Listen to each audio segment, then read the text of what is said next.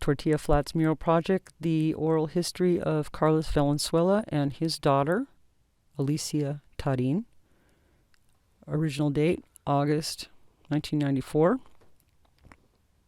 Michael Mora, now known as Moses Mora, was the interviewer, and M.B. Hanrahan was present videotaping, and our transcriber was Suzanne Lawrence, and she has transcribed this interview as what we call a rendering or as a narrative. So I will now begin. And it's the voice of Carlos Valenzuela, and I guess his daughter chimes in. Starting with Carlos. My grandfather came from Sonora, Mexico in 1838. He became a citizen when California was admitted to the Union. On my mother's side, my grandfather's father joined the Union Army, or I guess he was drafted. He served in New Mexico, Arizona. He and my grandma were born in Santa Barbara. He became a commandant of the Presidio, so I'm about 7th generation here in California. I went to Hill School from the 1st to the 6th grade. And then I went to the Ann Street School on Santa Clara for 7th and 8th. And that was the end of my college education. Get out of there and go to the thresher and bale hay or pick. I used to work on Charlie Simpson's thresher. All the farmers got together and bought a threshing machine, and we worked with them during the season.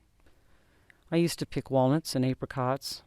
When I was 10 or 12, I'd go and pick apricots, 5 cents a box for picking them, and then 15 cents a box for pitting them and laying them in trays. They would run them into a sulfur box to keep the insects from getting into the fruit while it's laid out to dry. When the bosses wanted to fruit for themselves, they'd have it hand-picked. He'd say, "All right, Valenzuela, get your ladder and pick some of them off of this tree." Finally, I got a job with the state on the highway.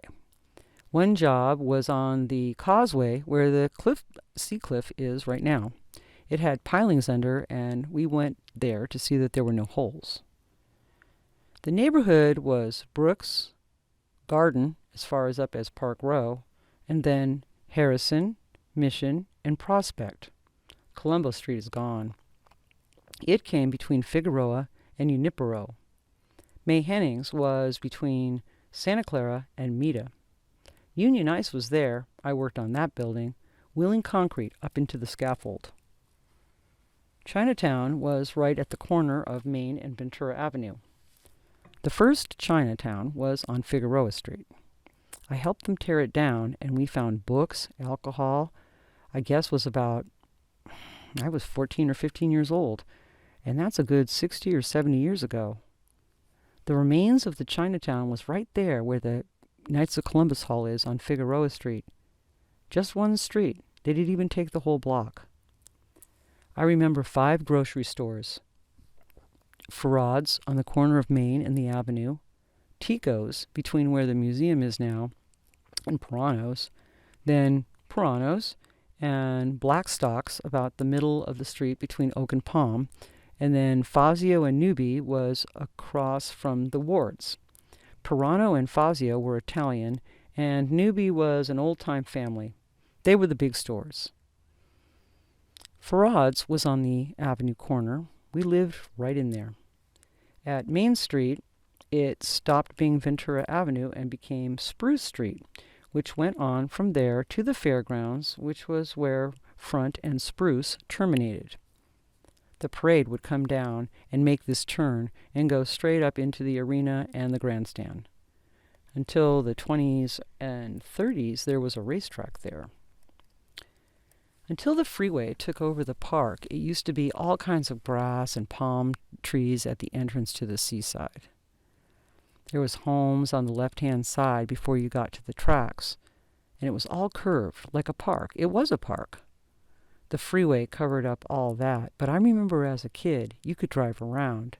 It was very pretty, and it had big palm trees. A woman called from the museum the other day and wanted to know whether there was an airport on the west side. I said they would use it as an airstrip right where the RV park was, at the foot of Taylor Ranch, across the street from where they had the horses, west of the bridge. At that time, there was a lot of water in the river. That's where my dad learned how to swim. We used to call it Tin Can Swimming Hole down on the river bottom. Sometimes the highway patrol would run down and scatter us. We spent a lot of time on the river. There were trout, and when the steelhead would come up the river after a good rain, we would use a Spanish liver, a three-pronged deal. You had to catch them up because it would move right along. A lot of people fished, and there were the jungles, hobo jungle. Everything was dumped on the river bottom instead of having a regular dump. Right below the green mill, where the Ortega or adobe was, that was all river bottom. The people would go down there and have barbecues. There were cottonwood and willow trees, and sometimes people would stop at the slaughterhouse and probably get some tripe. Where Patagonia is now is where the original slaughterhouse was, and they would fatten cattle there. You'd cross the tracks on Santa Clara, and then it was all the slaughterhouse. And in front is where my grandmother lived, in front of the slaughterhouse where Santa Clara used to end. Willoughby lived around the corner on River Street. The Mexican people around there, if someone got married or something, even if we didn't know who it was, we would go to the green mill because it would be a free dance. There wasn't that much entertainment, so hey, there's a dance tonight. Somebody got married. And we would probably stay there an hour or two. Later, I got to know the guys who owned the place, the Gallos, where the owners before Ralph Romero owned the green mill. Ralph Romero used to rent from them.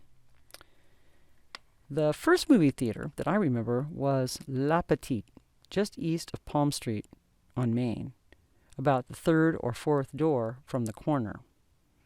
And then that's where the ISIS going west on Main Street from Palm. They were silent films. Later, the American was across from where the Montgomery Ward was on the Main up by Chestnut. Now her daughter breaks in. My grandmother was a Tico, and if you look at the land grants, there was a Tico land grant in Ojai and a Valenzuela land grant in El Rio. The Ruiz family had Camarillo. They are the ones who sold it to Camarillo, and they always wanted to get it back, but they couldn't. At Figueroa and Thompson, there used to be a big house that belonged to the Solaris. They were a prominent family. My great-grandmother died there. Their mansion even had an underground, a basement.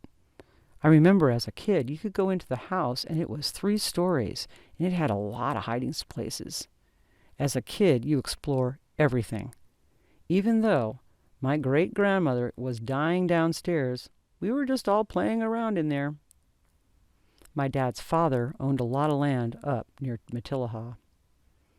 We were on this side of Tortilla Flats, down from the corner of Main and Spruce, which was Ventura Avenue. We considered ourselves this side of the tracks, not Tortilla Flats. I remember walking down the tracks as a kid. Hobo Jungle was intriguing to us. We could smell the good cooking, and they were camping out there. We weren't afraid of anybody, and we'd go down there, just looking. Can you imagine how it was in those days? Everyone knew everybody. We have a picture of my dad when he went to school without any shoes. He was in about the 5th grade, so that was maybe 1915.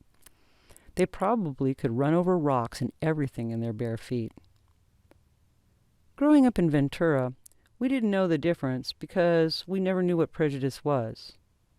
You didn't learn prejudice until you were on the job. Everybody considered each other Italian or something we just didn't know, and nobody ever said anything, even in the school.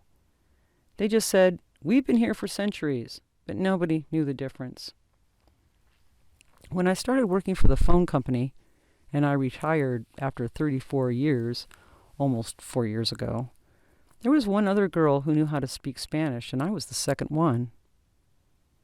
There were some Hispanic origin, but they didn't know how, or they would say that they were Basque. Maybe in the old days you didn't say that you were Hispanic because maybe it was some kind of a stigma. I didn't care. And that ends that rendering of Carlos Valenzuela and his daughter, Alice Tarin.